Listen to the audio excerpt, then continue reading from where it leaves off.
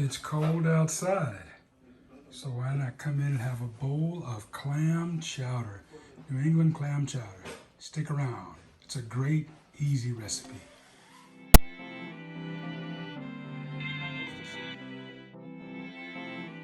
make our clam chowder, I'm going to start with the fresh foods first. And the old rule Julia Child would say was always show your viewers or the people that you're working with the whole food so they know what it looks like before you start to prep. I've got an onion, beautiful white onion. There's so many onions out there. And I've got carrots, celery, potatoes. And I'm just using a white rose potato.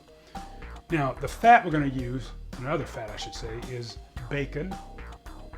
And we've got heavy cream and flour to help thicken the chowder up.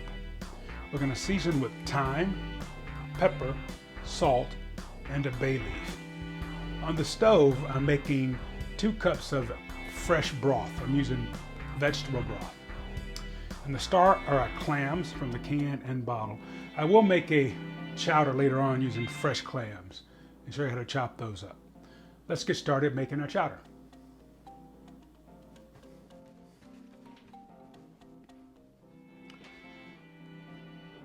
I had some onions in the fridge from a dish that Lisa made last night, her cheesy potatoes, we call them. So I'm not going to have to chop this one up. I'll just use those onions.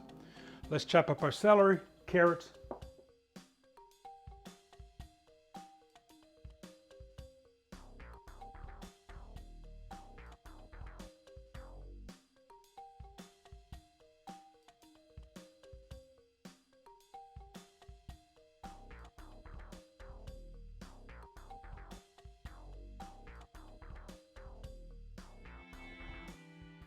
There are so many nutrients in the skins of vegetables, so when I don't have to, I don't peel my vegetables.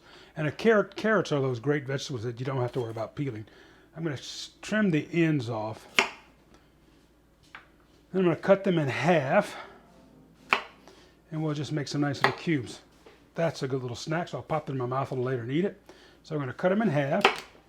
I'm going to make little carrot sticks and just dice them up. Doesn't have to be fine. It can be, however you like them. I like chunky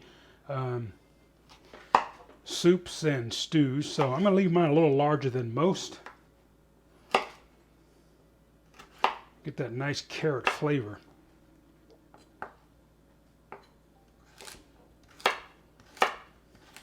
I'm just going to put these right in the same dish with the celery because they will go into the stock pot at the same time.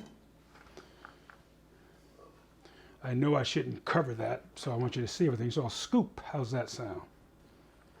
I've got a bash and chopper around here somewhere that I picked up years ago working at, I'm trying to think of the name of the store. Home Place, Home something, one of those wonderful, kitchen and home centers. Lisa says Home Good. No, it was before Home Good. Home Goods were came into fashion, if you will. I'm trying to think of the name of it. Anyway, I created a dish that I call Pasta with Love. That there was a dinner for the Dalai Lama in New York, and I was asked to cook, be a part of that presentation. At the time, no one wanted to be a part of it, and then once they found out how big of an event it was, every chef in New York wanted to take place.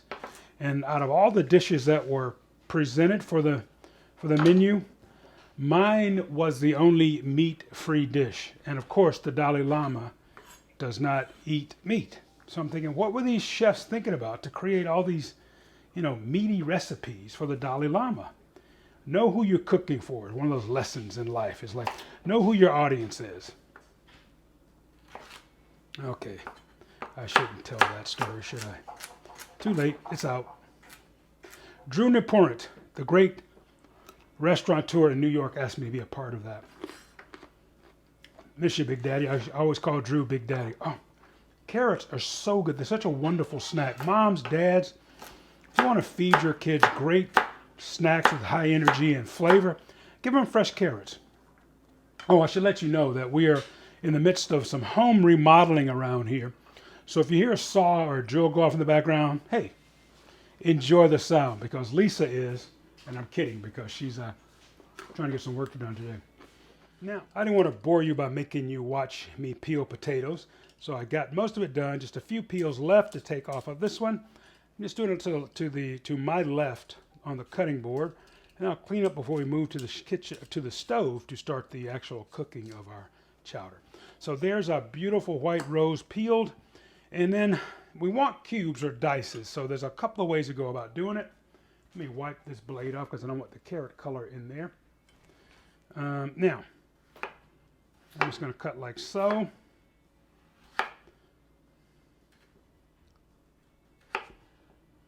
And we're just going to cube our potatoes. I'm going to place them in a little bowl so they're ready to go. Our mise en place. I think that's a French word that means, hey, the stuff to go in the pot. All right, it's prepped and ready to roll. Okay, now you see how we cubed those? Those are beautiful cubes of potato. Or do you say potato? Okay.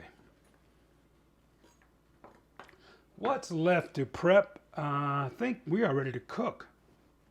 Once we get this Spud McKenzie into the pot. Okay, remember now, I said I've got some work going on in the house. We're getting some remodeling. New bathrooms, yay! Lisa's designed these incredible bathrooms that I cannot wait to get into. So if you hear some drilling, bumping, don't worry about it. It's not going to affect us in the kitchen. By the way, I'm wearing Stevie Wonder today. My two favorite poets, Stevie Wonder and Van Morrison. Their lyrics just go crazy. They just send me, wow. Anywho, let's get to work.